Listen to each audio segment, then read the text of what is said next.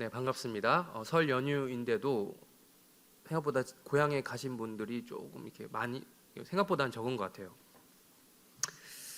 근데 아무튼 이번 설 연휴는 저에게 개인적으로 그렇게 좋지는 않은 것 같습니다. 제가 지금 컨디션도 목 컨디션이나 이렇게 감기 기운이 있어서 좀 이제 듣는 분들이 불편해하실 수도 있겠지만 가끔씩 이런 목소리를 좀 내면은 스스로 좀 약간 목소리가 좀 좋은 것 같은데라고 착각하기도 합니다. 네, 아무튼. 네, 그렇습니다. 여러분도 그런지 모르겠지만 특별히 이번 설 연휴는 저로서는 별로 좋지 않은 스케줄입니다. 설 연휴에 토요일, 주일, 월요일이 다 끼어 있어요. 네. 그래서 이제 제가 월요일도 또 원래는 쉬는 날이잖아요. 원래 쉬는 날이니까 아무튼 그래요. 확실히 이제 제가 또 고향에 내려갈 수도 없고 저러지도 못하고 좀 애매하게 되었습니다. 네, 그래서 효도 그 포인트가 마이너스 1 되었지만 덕분에 아내와의 애정도가 플러스 1이 됐어요. 네. 그래서 오늘은 설 연휴라서 많이들 고향이나 지방으로 내려갔을 거라 생각해서 이제 몇 번 하지도 않았던 복음의 핵심 시리즈를 잠깐 쉬고 좀 다른 말씀, 특별한 말씀을 좀 전하려고 합니다. 여러분은 명절 증후군이라는 말을 아시죠? 네. 지난 수요일 날 또 담임 목사님께서 명절 증후군이라는 말씀을 한번 해주신 적이 있었는데 그 말씀하시는 것을 듣고 맞다, 이걸로 한번 설교를 해야겠다, 이번 설 연휴 때는 그렇게 해야겠다라고 싶었습니다. 여러분, 명절 증후군이란 무엇입니까? 예, 같은 말로 따지면 명절 스트레스 이런 것과 똑같은 말이라고 할 수 있겠죠.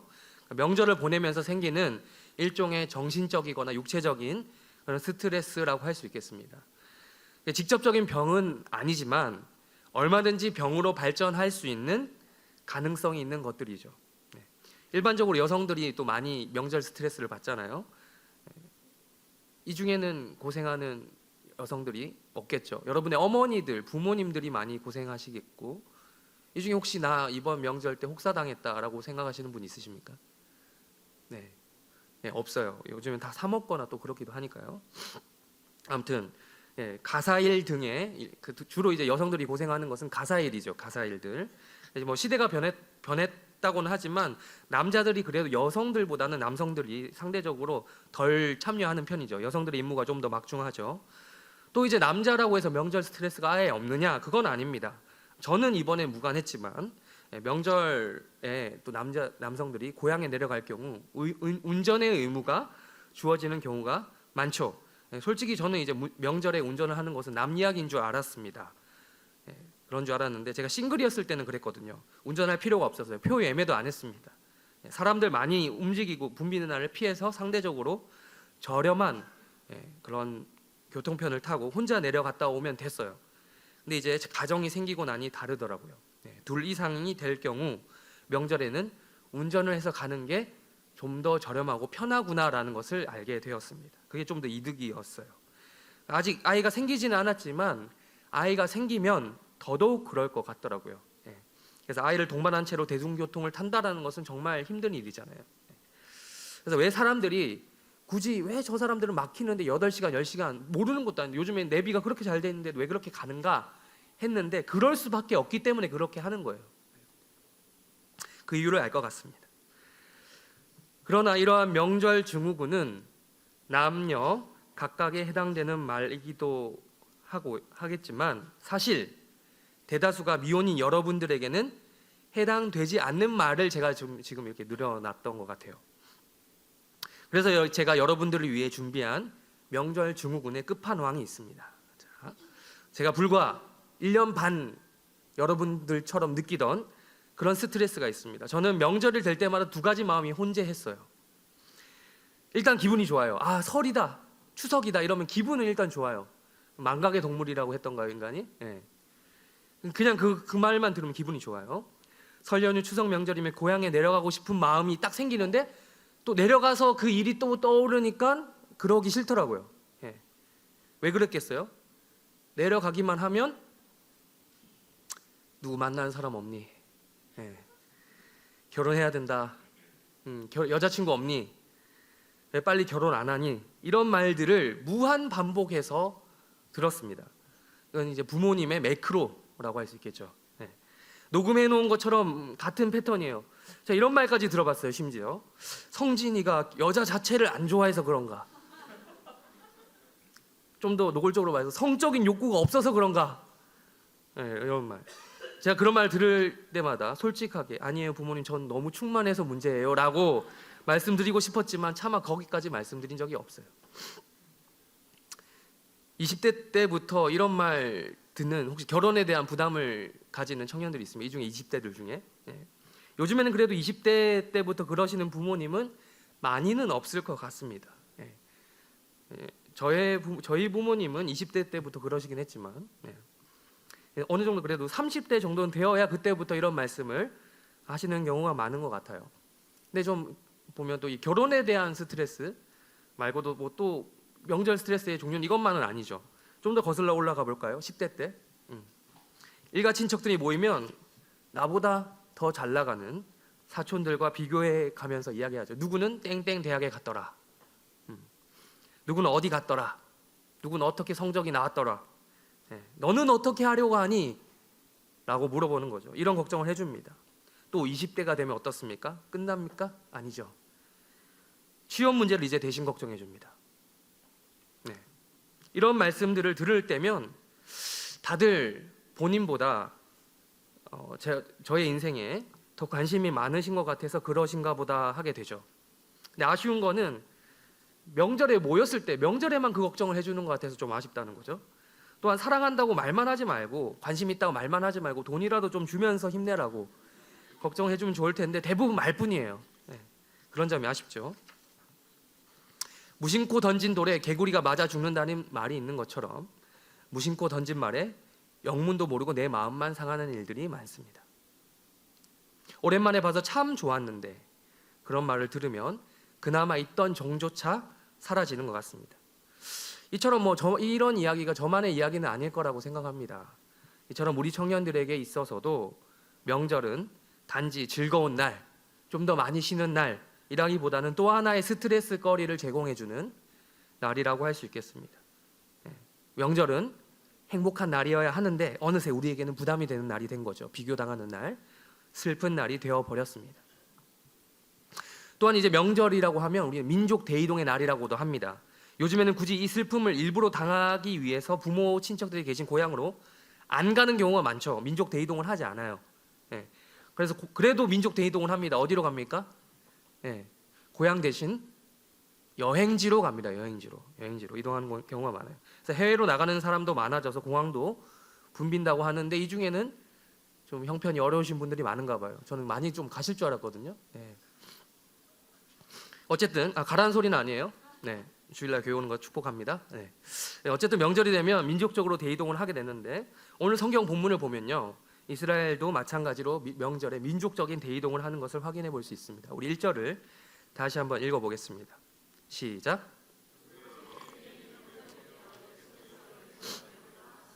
네, 1절에 보니 유대인의 명절이 되었다라고 합니다. 우리나라에도 명절이 있는 것처럼 유대인에게도 명절이 있습니다. 당연하죠. 세상 모든 민족에게는 각기 고유의 명절이 있습니다. 대표적인 서양 명절하면 추수감사절, 성탄절 등이 있고요. 유대인에게는 많은 명절이 있지만 가장 유명한 3대 명절이 있어요. 뭐죠? 맞춰볼까요? 해림교회 다니면 이 정도 알아야죠. 유월절, 또 하나 더, 2개 더. 부활절, 추수감사절. 네, 유월절 맞췄고요. 2가지는 틀렸습니다. 오순절, 하나 더, 초막절입니다. 성경 처음부터 다시 얘기했어요. 다시 저기 어디죠? 저기 내려가서 다시 하고 와야겠네요. 유월절, 오순절, 초막절. 물론 이름이 조금씩 바뀌기도 해요. 유월절을 무교절이라고 부르기도 하고, 오순절을 칠칠절이라고 부르기도 하고, 초막절을 수장절이라고 부르기도 합니다. 이 3대 명절은 말 그대로 3대 메이저한 명절이에요. 그거 말고도 또 다른 작은 명절들도 있습니다. 불임절이라든지 나팔절이라든지 대속제일 등도 명절로 볼 수 있습니다. 그런데 중요한 것은 오늘 요한복음 5장 1절에 나온 명절이 도대체 어떤 명절인지 밝히고 있지 않다는 거예요. 일반적으로 이 3가지 가능성을 가지고 어떤 명절인지 학자들은 추측을 합니다. 첫 번째, 어떤 학자들은 어떤 게보다 사실 대부분의 많은 학자들은 이 명절을 유대인의 명절 중 가장 유명한 명절인 여러분이 방금 말씀하셨던 답 유월절로 생각을 합니다. 다수견해죠, 다수견해. 그러나 다른 요한복음의 본문을 보면 유월절 때는 유월절이라고 분명히 밝히고 있어요. 유월절이라는 명절에 예수님이 뭐 땡땡땡 하셨다라고 말을 한다는 거죠. 예.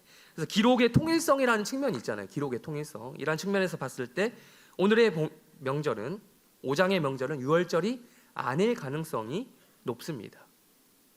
둘째, 어떤 학자들은 이 명절을 불임절로 봅니다. 불임절. 불임절은 3대 명절이 아니죠. 메이저한 명절이 아니에요. 언제 생긴 명절인지 아시는 분. 3대 명절을 모르는데 불임절을 맞춘다는 것은 그렇죠. 힘든 일이죠. 네, 뭐죠? 불임절이 뭐죠? 어디 성경에 나오죠? 네, 아는 사람이 있어요. 근데 본인은 모르는데 멀뚱멀뚱 에스더서에 나와요. 에스더서에. 네. 에스더서에 나옵니다. 네. 에스더서에 이제 나오는데 자, 이스라엘이라는 나라가 있었죠. 그 나라가 망했어요. 구약 시대에 망했어요. 망하고 나서 이후의 이야기죠. 음모에 의해서 민족적으로 말살당할 뻔한 위기가 있었어요. 그 위기를 이겨내고 나서 정해진 일종의 독립기념일 같은 것이 이제 불임절입니다. 불임절. 근데 이제 이 오늘 5장의 명절을 불임절로 보는 사람들이 있는데 이게 아닐 가능성이 높은 이유는 예수님께서 1절에 나온 대로 보자면 불임절에 굳이 예루살렘까지 가야만 했었냐는 거죠. 모든 남자들이 예루살렘으로 가야만 했던 명절은 뭐다? 뭐다? 얘기 안 했지만 맞춰야죠. 3대 명절. 3대 명절이죠. 유월절, 오순절, 초막절 이 3대 명절만 그런 의무가 있었어요. 예수님도 그랬기 때문에 가셨을 거예요. 네. 불임절은 이와 해당 사항이 없습니다. 없기 때문에. 근데 물론 굳이 내가 불임절에 맞춰서 그냥 예루살렘 가고 싶어 해서 가셨다면 할 말은 없겠지만 일반적으로 그럴 이유가 없었다는 거죠. 셋째, 그렇다면 예루살렘에 이동한다는 그 이유 때문에 3대 명절 중 하나가 되어야 되는 거죠. 그래서 이제 아무래도 이제 유월절을 빠졌죠. 유월절을 빠졌다면 그렇다면 두 개 중에 하나죠. 뭘까요? 네, 뭘까요? 추측해 보자면 초막절보다는 오순절입니다. 오순절. 오순절이 가능성이 높죠. 여러분 오순절이 왜 이름이 오순절이죠? 여러분 오순절 하면 어떤 사건을 기억하시죠? 자, 오늘 성경 물어보는 테스트 시간입니다. 제가 일부러 많이 물어봅니다. 이제 그래도 이제 교회 설 연휴인데도 교회에 나오신 여러분들의 수준이 있다라고 저는 판단하기 때문에 많이 물어보겠는데요. 자, 오순절이 어디 나오는 유명한 사건이 있죠? 네, 사도행전에 나옵니다. 네, 사도행전에 나오는데 사도행전의 오순절 날 어떤 일이 일어났죠? 전혀 성경에 대해서 무지한 분들이 많이 모여 있군요. 네. 농담인데 이제 뼈 있는 농담이라서 상처받을 수 있는 분들이 있으니 상처받지 마세요. 본심은 아니니까요. 네. 아무튼 성령께서 내려오셨죠. 근데 왜 오순절이라고 부를까요? 다른 말로 77절이에요. 77? 77? 구구단이에요? 77? 네, 49. 네. 함재은 맞췄어요. 잘했어요. 네, 77, 49예요. 49 다음 날이 며칠째죠? 50일째 되죠. 자, 오순절이란 말은 5 곱하기 10, 순이란 말은 열을 이야기합니다. 오순절하면 50일이 되는 날, 즉 언제 이후로 50일이 되는 날이죠? 유월절 이후로 50일이 되는 날이 오순절입니다. 여러분 이걸 모르니까 이단들한테 휘둘리는 거예요. 이단들이 이런 거 가지고 장난치거든요. 절기 가지고 장난칩니다. 진짜예요. 그러니까 여러분들 잘 알아두시면 됩니다. 아무튼 오순절이 순서상 요한복음 2장에 보니까 오순절 아니고 유월절 이야기가 나오거든요. 그러니까 유월절 이야기가 이미 등장하는 것으로 보아 요한복음 5장 정도 되면 이 이야기의 흐름이 있잖아요. 흐름의 전개상 오순절이 되겠구나라고 우리가 파악을 할 수 있다는 거죠. 추측을. 그렇다고 이게 오순절만이 정답이다라고 할 수는 없어요. 없는데 이렇게 본다는 거죠. 저도 이제 마찬가지로 이 명절이 오순절일 가능성을 가장 높게 보고 있지만 굳이 다른 사람들이 딴지를 걸고 이거 왜 그게 맞다 혼자 맞다고 그러냐 하면은 할 말은 없습니다. 논쟁할 필요는 없다고 하는 거죠. 어쨌든 명절이라는 것 자체가 중요해요. 어느 나라에서나 명절은 어떤 날이죠? 명절이라고 하면 어떤 기분이 있다는 거죠? 분위기가 좋은 날이에요. 기쁜 날, 잔칫날, 즐거운 날이에요. 유대인들도 마찬가지죠. 이 명절이라고 하면 다른 날에 비해서 기쁘고 좋은 날이에요. 그렇다면 왜 좋죠? 우리나라의 명절과 유대인의 이 명절의 공통점은 있습니다. 무슨 공통점이 있을까요? 특별히 추석과 이 유대인들의 이 절개의 공통점이 있어요. 뭐죠? 뭘 한다는 측면에서? 추수한다는 측면에서 공통점이 있어요. 이 77절, 오순절 똑같은 말이죠. 아무튼 저도 헷갈리는데 초막절 이렇게 다 이제 추수와 관련된 이 이미지거든요. 그러니까 먹을 것들을 거두어 드린다는 측면에서 기쁜 거잖아요. 좋은 거잖아요. 식량이 생기고 일종의 돈이 생기는 거고 부자가 되는 거니까 좋은 거잖아요. 네. 그런 측면에서 공통점이 있는데 근본적으로 이 유대인들의 3대 명절은 더 특별한 의미가 있어요. 뭘까요? 이게 언제 정해졌죠? 유대인들의 명절이 3대 명절이 언제 정해졌습니까? 네. 오늘 완전 네. 구약시대 언제? 출애굽기 이후로 모세오경에 나옵니다. 모세오경. 하나님께서 이스라엘 백성들을 애굽에서 탈출시키신 이후에 나오는 이야기란 말이에요. 그러고 나서 절기를 정해주십니다. 그러면 절기 의미를 어떻게 부여해 주시냐? 6월절만 봐도 알잖아요. 6월절 뭐 어떤 날이죠? 예, 우리 찬양 부르잖아요. 6월절 어린 양의 피로. 예. 6월절 어린 양이 뭡니까? 그 이스라엘 백성들을 구원하신 하나님의 역사, 구원 역사를 이야기하는 거잖아요. 그런 것처럼 이스라엘의 3대 명절은 다 그런 걸 얘기하는 거예요. 하나님께서 이스라엘 백성들을 어떻게 구원하시냐, 요 얘기가 담겨 있는 일종의 명절에 담겨 있는 스토리 속에 있는 명절이라는 겁니다. 네. 그러니까 그런 것처럼 이스라엘의 절기는 공통된 하나의 흐름이 있는데 그것이 바로 하나님께서 그들을 구원하셔서 인도해내셔서 구원하신 명백한 증거다. 그걸 날짜에 새겨놓은 거예요. 그것이 명절입니다. 바로 이 명절에 예수님께서 예루살렘으로 올라가셨습니다. 우리 한번 2절을 읽어볼까요? 2절 시작.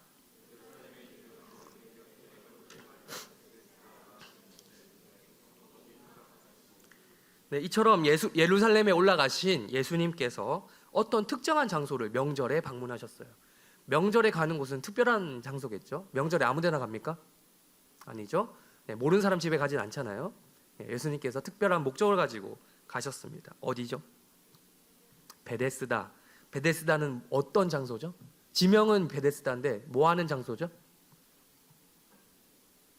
설마 이 못을 박는 못으로 생각하는 분은 없으리라 생각합니다. 네, 연못입니다. 네, 연못이죠.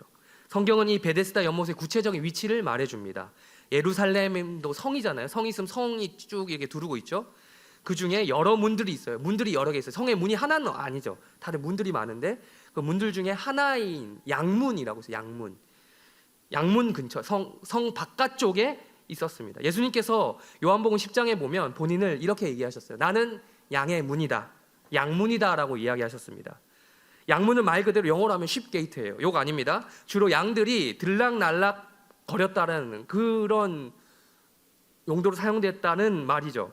뭐에 쓸 양이에요? 6월절 제사를 위해서. 예루살렘 성 안에 성전이 있잖아요. 성전에서 뭘 합니까? 제사를 드리잖아요. 그래서 예루살렘으로 들어가는 양들은 대부분 성전 제사에 쓰일 희생 제물 후보들인 거예요. 희생 양들이었죠. 구약 시대 때부터 예루살렘 성전과 가까운 이 양문, 그 지도 같은 걸 보시면 가까이 있어요. 성전 바로 뒤쪽에 있어요. 이 문을 통해서 양들이 많이 들어갔습니다. 바로 이 양문 곁에 성 바깥쪽에 있었던 연못의 이름이 뭐다? 베데스다라고 성경은 말합니다. 또한 우리는 이 베데스다라는 명칭에 주목을 해야 됩니다. 베데스다라는 말에 담겨있는 의미가 뭘까요? 제가 이제는 기대하지 않겠습니다만 또 한번 일말의 희망을 가지고 물어봅니다.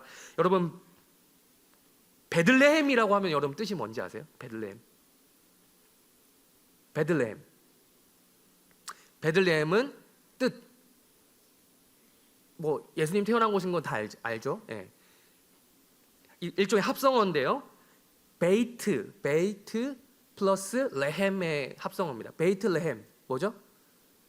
베이트는 집이라는 히브리어고요. 레헴은 빵이에요. 즉 베들레헴은 직역하면 베이커리예요. 네, 베이커리. 베들레헴의 뜻이 빵집입니다. 그러면 비슷한 말로 물어봅니다. 베데스다는 뭘까요? 베데스다 할 때 베이트 집입니다. 플러스 헤스다. 헤스다가 뭘까요? 혹시 헤세드라고 들어보셨습니까? 헤세드가 뭐죠? 예, 자비, 은혜. 오, 잘하시네요. 예, 자비, 은혜라는 뜻입니다. 즉 무슨 집? 자비의 집, 은혜의 집이라는 뜻이죠. 연못에 웬 이름이 집이 붙어 있나? 라고 싶기도 한데 여기 또 추가적인 정보가 2절에 있습니다. 거기 뭐가 5이 있다 그럽니까? 행각이 5개가 있다 그럽니다. 행각이 뭐죠? 성경의 말이 어려워요. 그래서 여러분들이 이걸 국어사전이랑 같이, 요즘 국어사전도 필요 없죠. 네이버 검색 한 번만 하면 다 나옵니다. 바이블 성경 단어 사전도 다 떠요. 검색하면. 예. 행각이 뭐죠? 쉽게 말하면 이게 현대적인 말로 바꾸면 주랑이라는 뜻이에요. 주랑이 뭐냐면 저런 기둥들을 쫙 있고 그 위에 지붕 깔려 있는 거 있죠. 그리고 뭐 이렇게 막혀 있지는 않는 뻥 뚫린 구조. 그게 바로 주랑이죠. 그리스나 이런 이탈리아 가면 그런 건물 구조물 있잖아요. 그게 행각입니다. 그것이 5개가 있습니다. 5개. 즉 연못을 기준으로 어떤 특정한 건축 구조물이 지어진 형태를 상상해 보면 이해가 빠릅니다. 예. 그러니까 아무리 여러분 이 연못이 얼마나 귀했는지, 뭐 물이 정말 귀하다고 해도 모든 연못에다가 이런 건축 구조물을 짓지는 않았을 거 아니에요. 예. 사람들이 많이 모여 있을 만한 특별한 장소니까 건축 구조물을 세울 거 아니에요. 그러니까 우리는 여기서 이 베데스다라는 연못을 그냥 개구리 한 마리 살겠구나, 뭐 이런 연못으로 보면 안 된다는 거죠. 예. 건축 구조물도 버젓이 지어져 있고 이름도 은혜의 집이야. 예. 은혜가 넘치는 건물이래. 도대체 이곳에서 어떤 은혜 넘치는 일들이 일어나는 것일까? 우리는 2절까지 읽고 이런 느낌을 받아야 된다는 겁니다. 3절 읽도록 하겠습니다. 시작.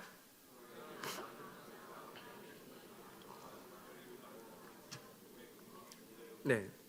자, 은혜 넘치죠? 은혜 넘치는 장면들이 계속되고 있습니다. 그 안에 많은 병자들이 있었습니다. 모인 자들이 병자들이에요. 아픈 사람들이에요. 한두 명도 아니고 많은 사람들이 있었대요. 대놓고 자리를 깔고 아예 누워 있었어요. 왔다 가는 사람들이 아니라 계속 있는, 상주하는 사람들이에요. 여러분, 이처럼 은혜가 필요한 것은 멀쩡한 사람들이 아니라 무엇인가 문제가 있는 사람들입니다. 아픈 사람들에게 은혜가 필요하죠. 이들에게 은혜는 뭐죠? 구체적으로 병이 낫는 거예요. 그런데 웃깁니다. 이런 걸 보고 아이러니라고 하죠. 여기는 은혜가 있는 건물이라고 하는데, 은혜의 집이라고 하는데 환자들의 집합소입니다. 의사만 없지 사실상 병원입니다. 또 어이가 없는 건 의사가 없는데 나름의 의료 체계가 있습니다. 어떤 의료 체계입니까? 3절 후반부 괄호부터 4절까지 다시 읽어보도록 하겠습니다. 무례부터 시작. 이는 천사가.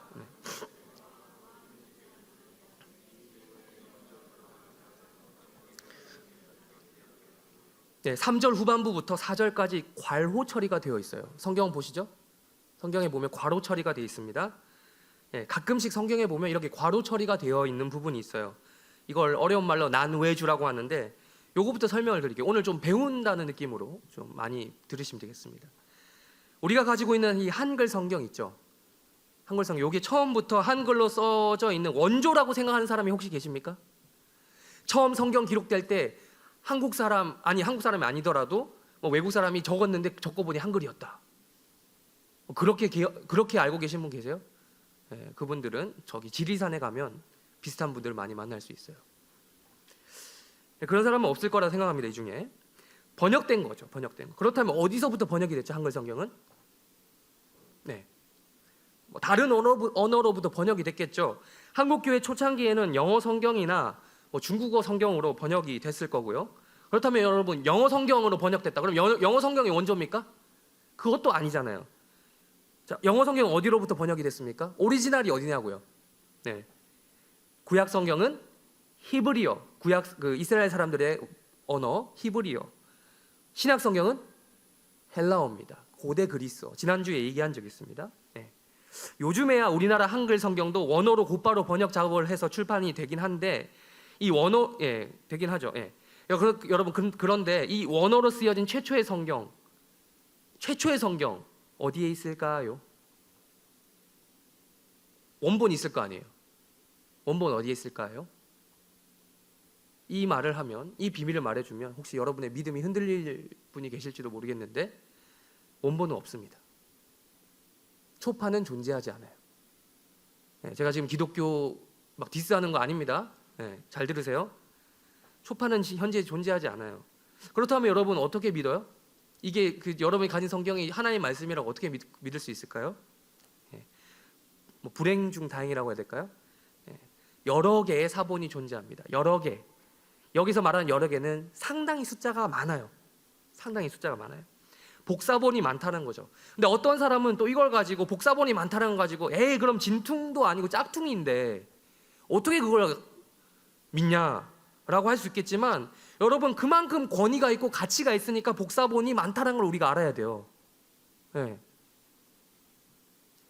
뭐 비유가 맞을지 모르겠지만 예전에 제가 어렸을 때 제가 중학교 고등학교 시절에 한창 인기가 있었던 스타크래프트라는 게임이 있었습니다. 정말 전국적으로 유행할 때였어요. 그때 정품 CD를 사고 싶어도 비싸서 못 샀어요. 98년 시세로 3만 원이 넘었어요. 그때 복사본 CD 9,000원이면 샀습니다. 흔히 말하는 백업 CD입니다. 이걸 구매한 사람들이 많았어요. 저도 부끄러운 과거지만 저도 어떤 PC 조립하는 데 가서 그걸 샀었던 기억이 있습니다. 전국에 있는 많은 PC방들이 스타크래프트 이 복제 CD로 게임을 돌리던 시절이 있었어요. 복사본이 많은 이유가 뭡니까? 그만큼 필요했고 중요하니까. 가치가 있으니까 복사본이 많은 겁니다. 가치가 없으면 복사도 안 해요. 힘들어서 왜 해요? 여러분 성경에 복사본이 많은 이유는 그만큼 성경의 가치가 높게 평가되기 때문입니다. 성경을 믿지 못하는 사람들 중에서는 성경에 오류가 있다 라고 지적을 하려고 복사본들끼리의 차이점, 그럼 이거랑 이거랑 똑같아야 되는데 뭐가 다르냐라고 눈에 불을 켜고 찾는 사람들이 있어요. 그런데 이제 실제로 점 같은 부분이 좀 틀린 부분이 있어요. 그런 것들을 정말 세부적으로 이렇게 차이가 나기도 하는데, 그러나 여러분 성경의 이 방대한 분량에 비하면 정말 이 성경은 오류가 없구나라고 결론을 내릴 수 있어요. 근데 사람들이 웃기게도 고대의 유명한 책들 있잖아요. 뭐 그리스 철학자의 누구 책, 어떤 책, 뭐 플라톤의 어떤 책, 지난주에 뭐 플라톤 지난번에 얘기했나요? 그런 성경보다 훨씬 사본수가 압도적으로 적은 그런 철학자들의 책은 별 의심 안 하고 진본으로 받아들여요. 그게 진짜 글이다, 그의 글이다라고 받아들이는데 성경은 안 그런다는 거예요. 지금 이렇게 여러분 제지기술과 인쇄기술이 발전했으니까 이 성경이 한 책에 다 들어가 있죠. 지금 여러분 한 손에. 심지어 요즘 미니 성경도 있어요. 근데 옛날에는 글을 어디다 썼죠? 양피지에 썼단 말이에요. 옛날에는 성경 우리가 지금 읽어 요한복음 한 장만 해도 막 엄청났던 거예요. 그래서 옛날에 이런 말이 있었어요. 수도원이죠. 중세시대의 수도원. 그 수도원 하나랑 성경 하나를 바꿀 정도로 그런 가치가 있었다고 합니다. 지금 다른 썰 좀 풀었는데요. 다시 돌아와서 이 과로 이야기하다 넘어왔는데, 그렇다면 이 과로가 무엇을 의미할까요? 3절과 4절에 있는 과로. 이 복사본들을 비교해 보면 간혹 어떤 사본에는 적혀져 있는데 어떤 사본에는 안 적혀져 있다라는 거예요. 그런 내용이 있다는 거예요. 그런데 오늘 이 과로가 그런 셈이에요. 사본들이라고 해서 여러분 다 똑같은 사본이 아닙니다. 발견된 곳이 다르고 장소가 다르고 시점이 달라요. 그리고 연대도 다르겠죠. 근데 이제 가장 오래된 사본에는 이 괄호 안의 내용이 안 나와서 문제예요. 후대에 오래된 사본을 보고 또 다른 사본을 만들던 필사자들이 이것을 추가적으로 정보를 기입해 놓은 것이다라고 일반적으로 그렇게 생각을 합니다. 이따가 보게 될 7절에 보면 7절에 대한 배경 설명을 하기 위해서 3절, 4절에서 미리 설명을 해놓는 것이라고 추측해 볼 수 있습니다. 물론 그렇다고 해서 이게 거짓이냐? 그 말은 아니에요. 거짓은 아닌데 3절, 4절에 대한 그것을 통해서 7절의 내용을 설명하기 위한 첨가 자료다라고 보시면 되겠습니다. 뭐 진위 여부를 따질 필요는 없는 거죠. 그렇다면 우리 다시 한번 3절 그 괄호부터 4절 괄호까지 다시 한번 읽어보도록 할까요? 시작.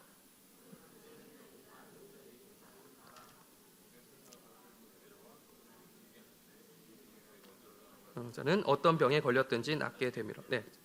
그럼 베데스다, 이 은혜의 집이라고 불리는 병원 아닌 것 같은 병원에도 나름의 의료 체계가 있었다는 겁니다. 그 의료 체계 하다가 지금 넘어왔다가 왔는데, 네. 괄호의 내용이죠. 의료 체계 뭡니까? 네. 물이 움직이는, 언젠지 몰라. 언젠지 모르는데 물이 움직이는 특별한 때가 있는데, 그것은 곧 천사가 가끔씩 내려와서 물을 움직일 때라는 거예요. 바로 그때, 그 타이밍에 가장 먼저 물로 돌진하는 자는 어떤 병에 걸렸다 하더라도 낫는다고 하는 전설이에요. 그러니까 3절 4절에 해놓은 거예요. 전설이라서. 전설적인 이야기. 진짜 이게 맞아, 이게 맞는 말이야 해서 3절 4절에 적어놓은 게 아니라 전설적, 이 썰인데 이렇대 라고 붙여놓은 거예요. 정보 제공, 정보죠.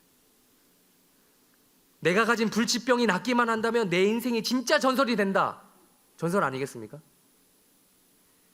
모든 병자들이 여기에 모일만 하지 않아요? 세상 그 어디에서도 고칠 수 없다면 여기라도 오지 않겠어요? 은혜의 집이 괜히 은혜의 집이 아닌 거죠. 그 어디 가도 고칠 수 없는 병, 모든 종류의 병을 고칠 수 있는 여기가 전설적인 은혜의 집이다라고 사람들을 생각하고 모였다는 거예요. 여러분, 이 말 그대로 4절 문자 그대로 보면 천사들이 뭐 실제로 눈에 천사들이 내려와 보여 막 그랬겠어요? 아니죠. 근데 물이 움직일 때 보면 천사들이 내려와서 지금 물을 흔들리게 하는구나, 물을 지금 막 흔들고 있구나 라고 사람들은 그렇게 추측을 하는 거예요. 어떤 병에 걸려도 낫는다고 하는 이야기, 이 이야기는 도대체 어디서부터 시작된 걸까요? 누군가는 이렇게 얘기했을지도 모르겠습니다. 제가 바로 베데스다 연못에 1등으로 들어갔던 사람입니다. 그래서 제 병이 다 나았습니다. 할렐루야라고 간증을 했다 칩시다. 네. 알고 보니 그 병이 나을 때가 돼서 나은 거야, 그 사람은. 그런 거라면 어떤 병이라고 했지 꼭 불치병, 중병이라고 하지 않았잖아요. 그 어떤 병이라는 것이 무거운 병이 아니라 가벼운 병. 제가 지금 감기 때문에 좀 하는데 이거 시간 지나면 낫겠죠? 아무튼 낫는다면, 네.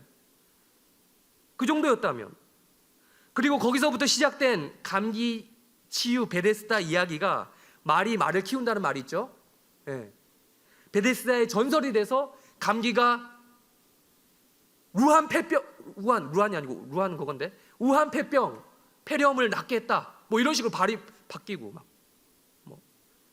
즉 전설이 돼서 신화가 되어서 사람들 사이에 너도 해봐, 우리도 할 수 있어 라는 진실처럼 되어버리고 있다면 어떨까요? 여러분, 이처럼 전설은 명확한 근거 없이 그냥 떠도는 말로도 얼마든지 사람들의 마음을 혹하게 만든 요소가 있어요.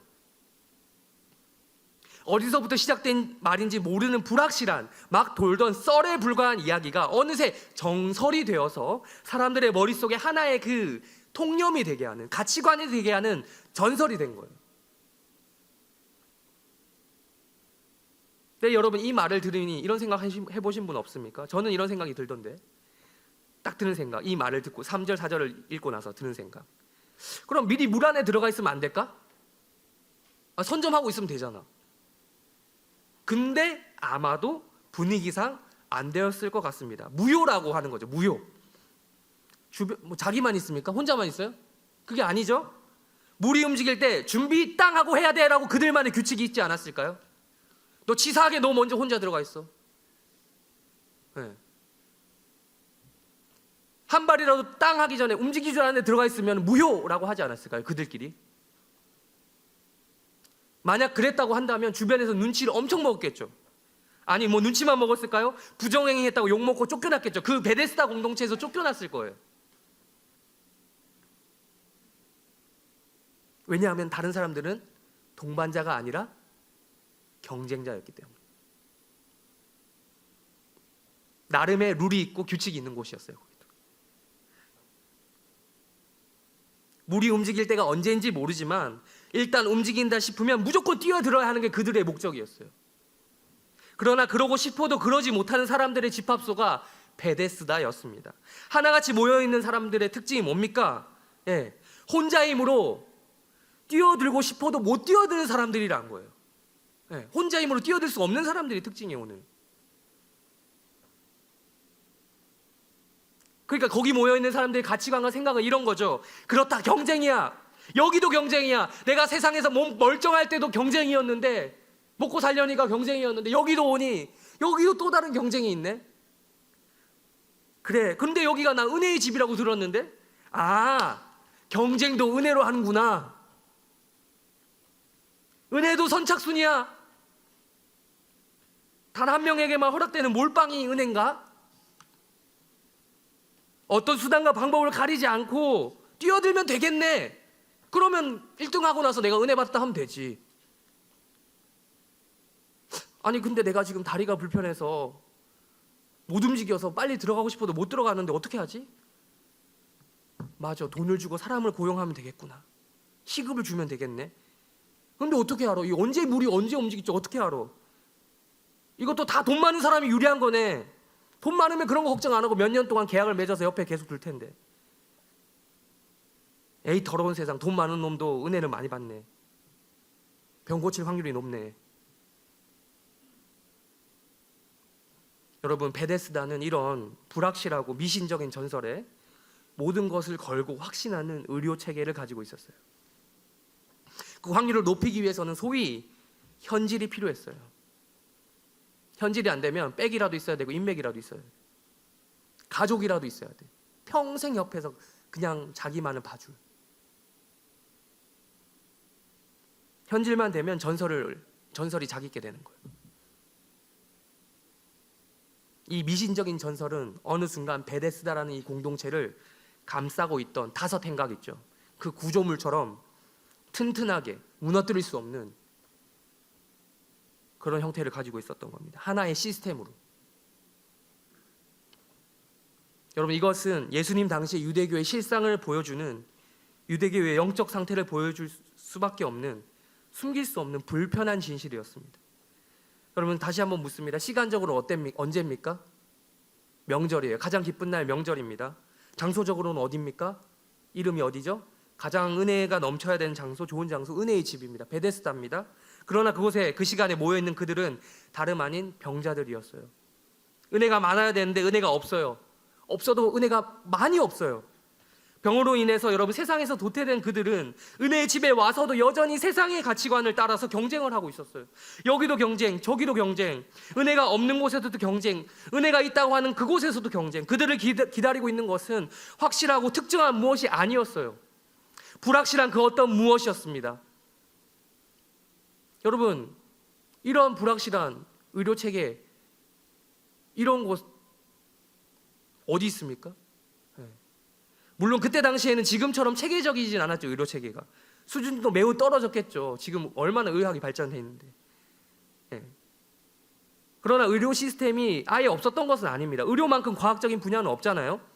의료는 정확성이 생명입니다. 생명을 살리는 일은 꼼꼼하고 정확해야 됩니다. 그러나 베데스다의 불확실한 의료 체계는 이런 거죠. 나도 잘만 하면 그 연못에 1등으로 들어가기만 하면 나을 수 있다라고 하는 진실이 아니라 끊임없이 희망 고문을 하는 그런 전설에 기반한 이야기, 썰이었던 것이에요. 바로 그 장소에서 오늘 주목해보고자 하는 바로 그 만남이 시작이 됩니다. 진짜 은혜의 만남이 시작되는 거죠. 5절과 6절을 한번 읽도록 하겠습니다. 5절부터 읽겠습니다. 시작. 6절도요. 시작.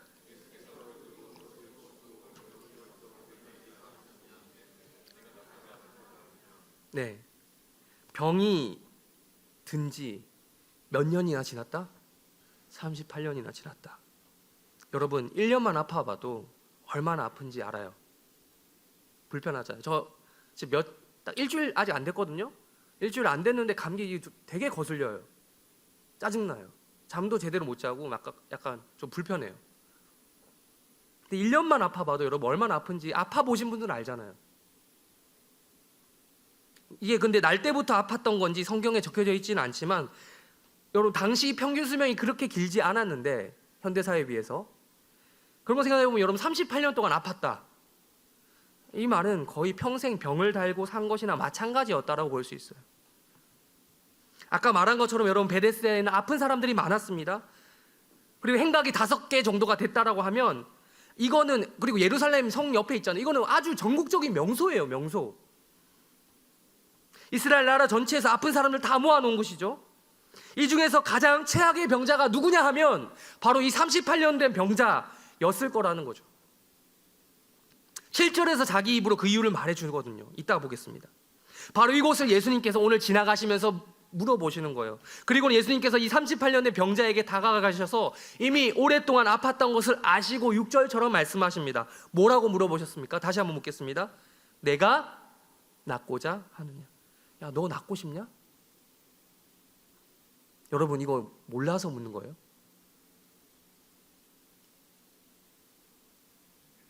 뭐 때문에 이렇게 개고생하면서 여기 자리 깔고 누워있는데 너무 당연한 이야기를 왜 물어보시는 걸까요? 그 단서가 7절에 있죠. 7절을 한번 읽도록 하겠습니다. 시작.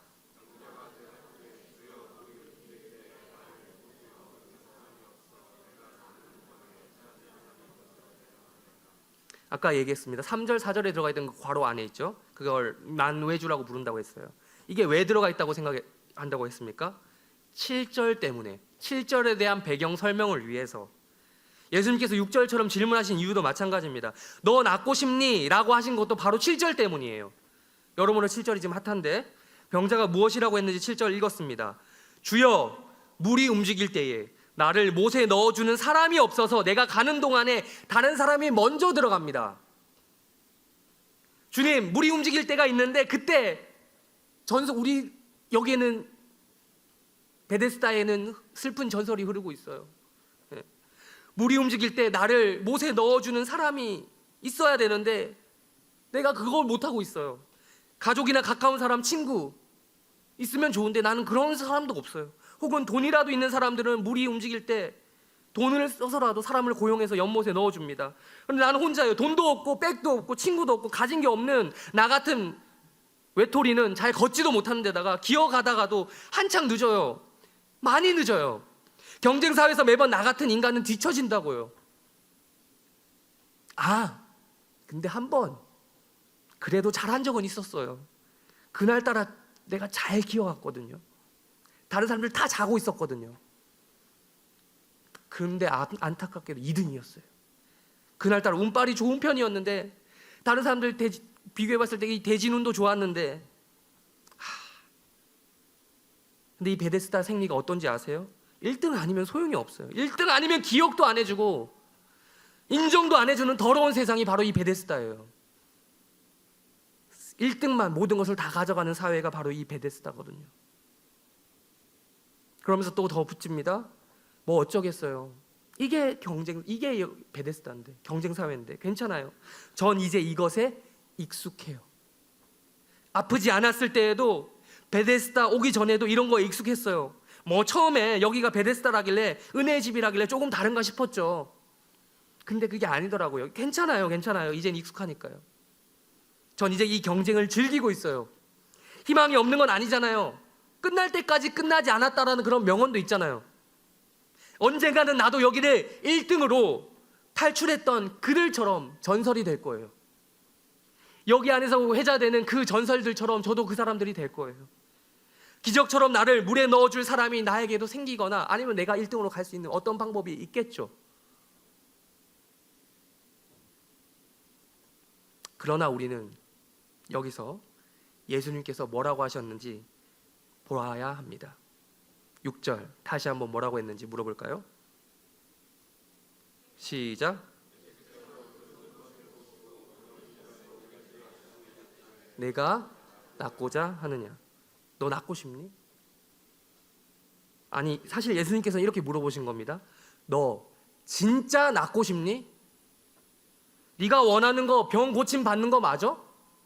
아니면 있잖아, 너도 모르게 너 자신이 바뀌어진 목적, 네가 원하는 거는 이제 더 이상 병 낫는 것보다 사실 이 베데스다에서 1등 하고 싶은 거 아니야? 여기 수많은 병자들 중에서 1등 한번 해보는 거, 나와서 빨리 나가는 이거, 여기를 탈출하고 싶은 것보다 그게 너의 바뀌어진 목적이 아니냐는 거야. 내가 예수인데 그걸 모르겠니? 너도 원래 병 낫고 싶어서 베데스다 공동체에 여기 들어왔던 거 알아. 근데 살다 보니까 계속 거기에 있다 보니까 너의 몸에 익숙해진 패턴이 바로 그것 아니냐 라고 물어보시는 거예요. 예수님께서 해주시고 싶은 말씀이 무엇이겠습니까? 그런데 말이야, 내가 진짜 해주고 싶은 말은 이거야 라는 겁니다. 너는 그 5개의 행각과 연못의 그 구조물 속에 갇혀서 거기서 아둥바둥 되면서 거기서 살아남으려고, 거기서 1등 하려고 계속 거기서 있어야 될 사람이 아니야. 너는 있잖아, 병을 나아서 네 발로 직접 걸어서 여기를 떠야 되는 사람이야. 그게 최우선이 되어야 돼. 야, 너 나를 만났잖아. 난 여기 있는 다른 사람들하고 말 섞지 않았어. 난 너하고만 지금 대화하고 있어. 넌 내 말을 듣고 있어. 너 원하면 내가 병 낫게 해줄 수 있는데 넌 나를 알아보고 있는 거니? 나는 너의 근본적인 문제, 너의 병 자체를 낫게 해줄 수 있는 사람인데 왜 그걸 못 보니? 너는 그저 나를 연못물에 던져줄 또 다른 한 사람 중에 하나로 보는구나 라고 물어보시는 겁니다. 그러시면서 예수님께서는 막무가내로 8절로 선포하셨습니다. 우리 8절 읽도록 하겠습니다. 시작. 일어나. 동의를 구하지 않으셨어요? 일어나라. 네가 누워 있었던 그 자리에서 일어나라. 절망과 좌절하게 만드는 그 자리, 끊임없이 너를 희망 고문하는 그 자리, 너의 꿈을 갉아먹는 허황된 전설과 거짓된 신화의 자리를 들고 이제 걸어가라.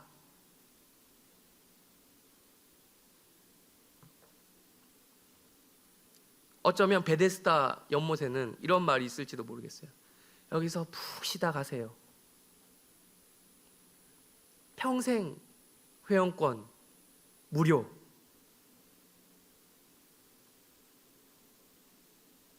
그렇게 붙여져 있는 베데스다 시스템을 거부하라는 것입니다. 5 행각이나 설치해 놓은 너를 올가매는 경관 구조물을 탈출하라는 것입니다. 라고 예수님께서 명령하시면서 일어나라고 하신 거예요. 말씀을 정리하겠습니다. 오늘은 명절이에요. 명절 다음 날이에요. 미안. 네. 근데 어쨌든 쉬잖아요. 안식일. 네. 오늘도 쉬고 내일도 쉽니다. 참 좋습니다. 하지만 여전히 우리들에게 이 명절은 또 하나의 부담거리 이상의 스트레스가 유발되는 날이기도 합니다. 앞서 말한 바와 같이 명절은 행복한 날이 되어야 하는데 안 그래요. 슬픈 날이에요. 우리의 삶은 근데 이 슬픈 게 어느 순간 익숙해져 버렸어요. 이 체제가 익숙해요. 이 시스템이 너무 좋아요. 익숙한 걸 넘어서 좋은 거예요. 끊임없이 내가 먼저 거기 들어갈 거야 하면서 남을 짓밟고 그 위에 올라타고 갖은 곤모술수를 써서라도 살아남으려고 하는 거예요. 다 알아요. 포기하고 그냥 나오면 되는데, 게다가 주님까지 만났다면 그 주님만 의지하면 되는데, 그러나 그게 안 되는 거예요. 주님을 보고서도 안 되는 거예요. 한 번만 더, 다음 기회에 한 번만 더 기도 알아보면 되지 않을까? 라고 하면서 우리는 확실하지도 않은 어느 누구는 그렇게 했더라라는 전설을 붙잡고 의지하려는 그 본성이 우리 가운데 아직까지도 남아있는 거예요. 우리는 아파하면서도 자극을 느끼면서도 그 자극이 주는 묘한 쾌감을 잊을 수 없어서 다시 한번 그 자극을 찾는 죄된 본성을 가지고 있는 자들인 것입니다. 그래서 더 아픈 거예요.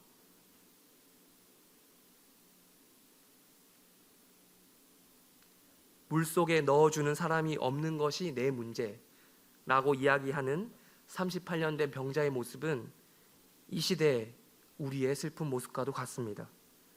근본적인 해결책은 찾지 못한 채 말로만 위로하는 임시 방편적인 모습이 똑같기 때문입니다. 그러나 예수님의 말씀은 단순히 말로 위로한 수준이 아니었습니다. 예수님의 말씀은 물 흔들면 내가 넣어줄게 이런 말이 아니었잖아요. 괜찮아, 힘들지, 힘내 이런 수준이 아니었어요. 예수님은 우리의 본질적인 문제, 아파? 그럼 내가 낫게 해줄까? 라고 우리의 아픔의 깊은 속을 건드시는 거예요. 그 말인즉슨 너의 적극적인 나를 믿는 믿음, 그 동의가 적극적으로 있다면 나는 얼마든지 너를 낫게 해줄 수 있는 능력의 하나님이라고 말씀하시는 겁니다. 신약 성경 이야기하는 것이 무엇이라고 지난주 얘기했습니까? 예수 그리스도를 메시아로 믿으라는 것입니다. 여러분, 예수님께서는 오늘 명절날 베데스다에 모여있는 수많은 병자들 중 38년 된 이 한 명에게만 이 말씀을 하셨어요. 그럼에도 불구하고 이 말씀은 한 병자만을 위해서 그렇게 하신 것이 아니리라 생각을 합니다. 확신합니다. 왜 그렇죠? 가장 심각한 38년 된 병자에게 또 이렇게 역사하셨더라면 나머지는 어떻게 했냐는 거예요. 예수님께서 병을 고치시는 그 38년 된 병자를 다른 사람들은 보지 않았을까요? 예수님께서 하신 이유는 보라는 거예요. 가장 심각한 얘도 내가 고치는데 너희들 보고 나를 보고 어떻게 하겠니라는 거예요. 모든 베데스다 체제 안에 있는 모든 병자들을 향해서 예수님께서 외치십니다. 나를 믿겠니? 니들이 낫고 싶으니?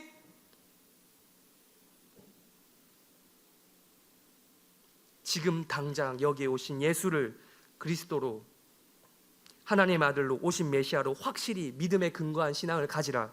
전설이 아닌 믿음에 근거한 신앙을 가지라 라는 것입니다. 여러분, 오늘날 이 자리에서 바로 예수님의 38년 병자를 향한 치유 사역을 통해서 우리가 무엇을 기대할 수 있겠습니까? 네. 명절 스트레스 보다 더한 것들 많죠? 네. 그것은 예수 그리스도를 믿는 믿음 안에서 고쳐질 수 있다는 것입니다. 물으십니다. 우리에게 동일하게. 니들이 낫고자 하느냐? 이런 물음에 이 병자처럼 딴소리 하지 말고 신약 성경에 정석적인 대답이 있죠. 뭐죠? 네, 주님, 내가 낫고 싶습니다. 저를 불쌍히 여기시고 고쳐주십시오 라고 대답하는 자들이 되기를 바랍니다.